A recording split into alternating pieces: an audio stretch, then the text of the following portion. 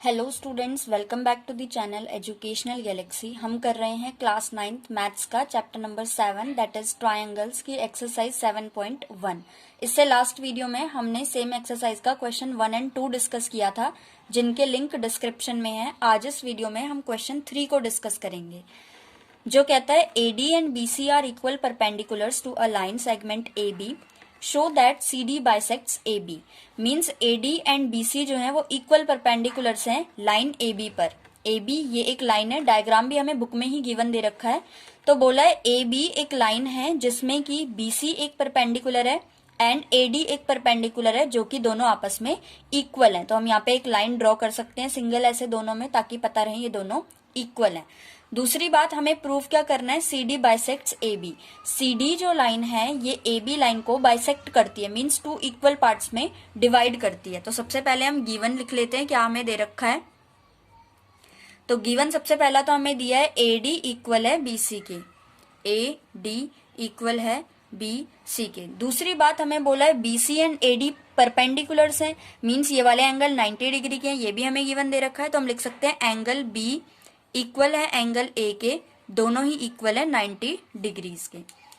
Now to prove, हमें क्या prove करना है इसमें, हमें प्रूव करना है कि CD जो है वो AB लाइन को बाइसेक्ट करती है, टू इक्वल पार्ट्स में डिवाइड करती है। मींस BO को हमें इक्वल लाना है AO के। तो हम लिख सकते हैं BO को इक्वल लाना है AO के। तो डायरेक्टली अब प्रूफ करना स्टार्ट करते हैं, क्योंकि इसमें कुछ भी हमें कंस्ट्रक्शन नहीं करनी है। तो जो हमें प्रूफ करना है, मींस BO हमें दिख रहा है, BO ऊपर वाले ट्रायंगल का पार्ट है एंड AO नीचे वाले ट्रायंगल का पार्ट है। तो अगर हम इन दोनों ट्रायंगल्स को कॉन्ग्रेंट प्रूफ कर दें तो हम इसको डायरेक्टली CPCT से प्रूफ कर सकते हैं, दोनों इक्वल होंगे।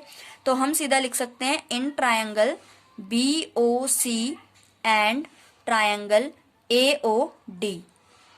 BOC ट्रायंगल में एंड AOD ट्रायंगल में हमें तीन चीजें देखनी है, इक्वल इक्वल। तो सबसे पहला देखें तो ये वाला जो एंगल है ये इसके इक्वल होगा, वर्टिकली अपोजिट एंगल्स। तो हम लिख सकते हैं BOC वाले में एंगल BOC इक्वल होगा एंगल AOD के, and reason is vertically opposite angles. दूसरी बात, एंगल B इक्वल है एंगल A के, ये तो हमें गिवन ही दे रखा था, एंगल B इक्वल है एंगल A के, या फिर हम ये भी लिख सकते हैं ईच 90 डिग्री, दोनों ही 90 डिग्री के हैं। और थर्ड जो है BC साइड इक्वल दे रखी थी AD के, तो हम लिख सकते हैं BC इक्वल है AD के, ये हमें गिवन दे रखा था ये भी। तो तीन चीजें इक्वल आ गई दोनों ट्रायंगल्स में, देयरफॉर हम लिख सकते हैं ट्रायंगल BOC जो है कॉन्ग्रेंट होगा ट्रायंगल AOD के, and reason is by angle angle side. तो रीजन हम लिख सकते हैं AAS से दोनों ट्रायंगल्स आपस में कॉन्ग्रेंट हो गए। अब क्योंकि दोनों ट्रायंगल्स आपस में कॉन्ग्रेंट हो चुके हैं, तो हम लिख सकते हैं देयरफॉर BO जो है वो इक्वल होगा AO के by CPCT, corresponding parts of congruent triangles. जब दोनों ट्रायंगल्स आपस में कॉन्ग्रेंट आ गए तो BO जो कि फर्स्ट वाले ट्रायंगल का पार्ट है इक्वल होगा AO जो कि सेकंड वाले ट्रायंगल का पार्ट है उसके। तो इतना हमने प्रूफ कर दिया। नाउ लास्ट लाइन चाहे तो हम लिख सकते हैं देयरफॉर, जो हमें बोला था CD बाइसेक्ट्स AB, तो हम बोल सकते हैं therefore CD bisects AB। Hence proved, यही हमें प्रूफ करना था।